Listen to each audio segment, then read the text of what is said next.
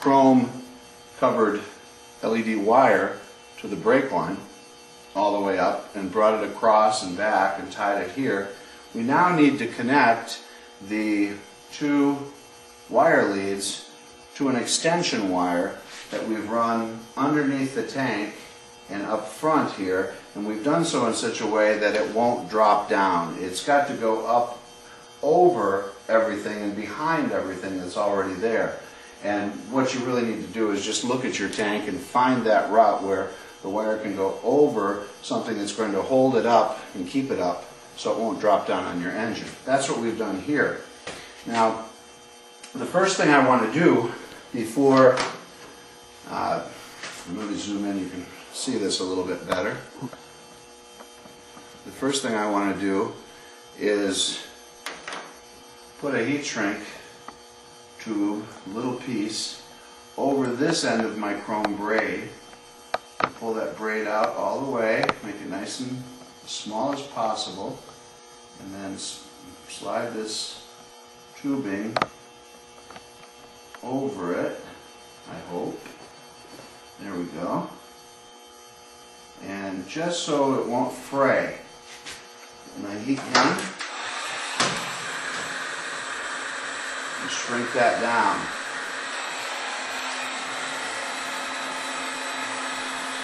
Now that chrome braid will stay nice forever.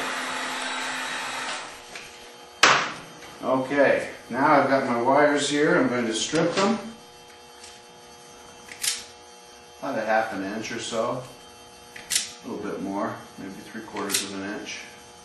I want enough wire to be able to twist them together good with my extension.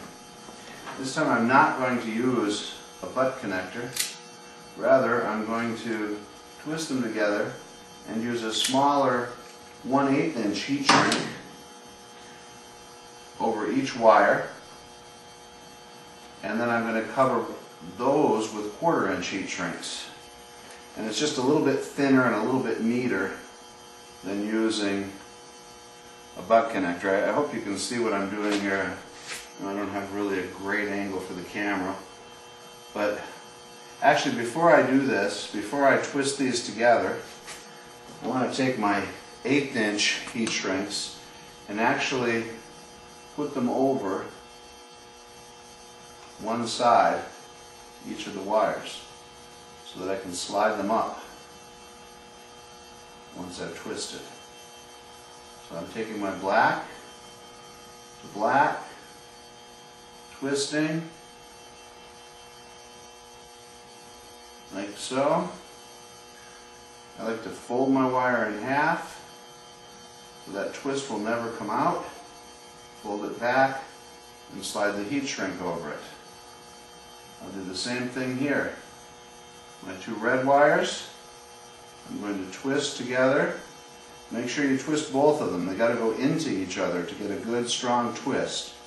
Then I'm going to fold it in half, drop it back, and slide the heat shrink right up over it. And sometimes it gets a little thick, so you have to pinch it down a little bit more. Slide that heat shrink over. So now I have two pieces covered with heat shrink. What did I forget to do? I forgot something very important.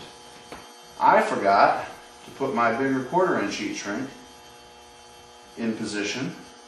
And you see how well twisted that is? You see, those don't come off easily. Tell me you got to use solder.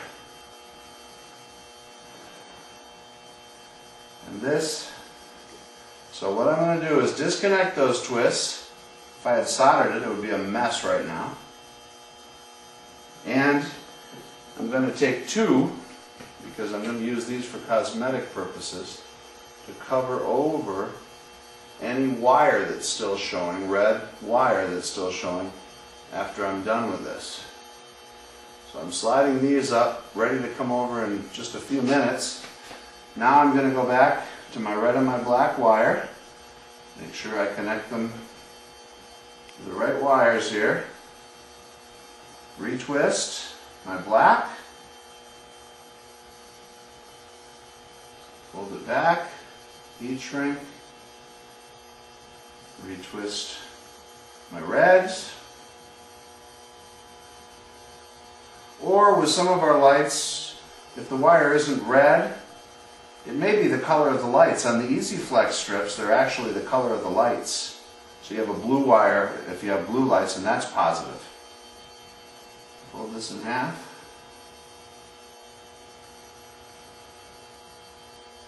Okay.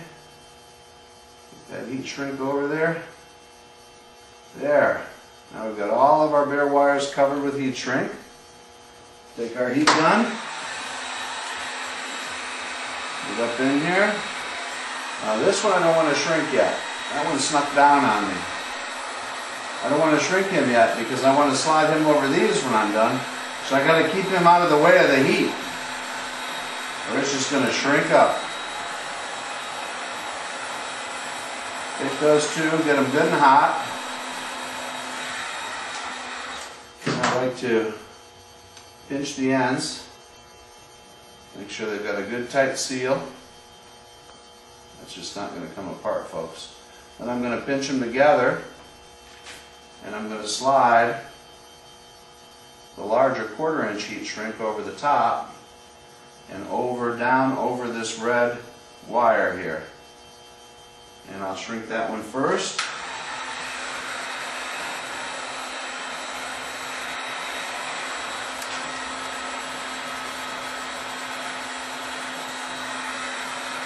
And this is really just cosmetic is all it is, so we don't see any red wires.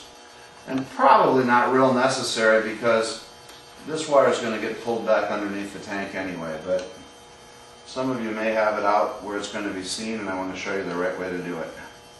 Now this one will slide over the last one just a little bit, covering the rest of that.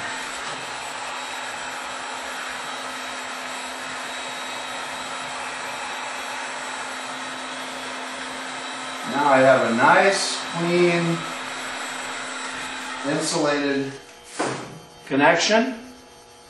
And now I can take my wire here and actually pull it back through. You see that path? It goes right back underneath the tank to the seat, and I can leave it right up in there like that. And it'll look like just like all my other lines. I'll never know I added anything there. Now this wire here, I meant to tie wrap, but I didn't want to do that until we had that line pulled back and get all the slack out of it. Because once I tie wrap it, I can't move it anymore. And I'm just going to come down and I'm going to run a tie wrap around that whole main harness there, which my light's right behind it. And I'm just going to tie it up tight, snip it off, and now this extension wire is tied up and ready to go and ready to be connected into our engine lights.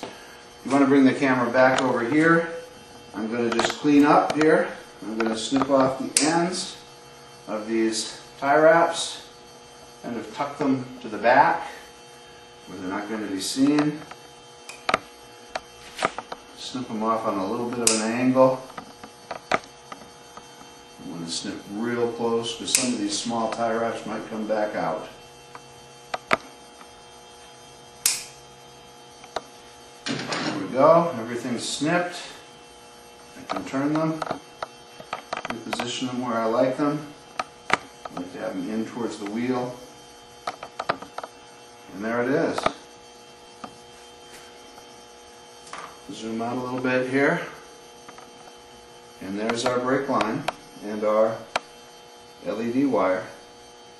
Most people aren't even going to notice it's there. And if they do, so what?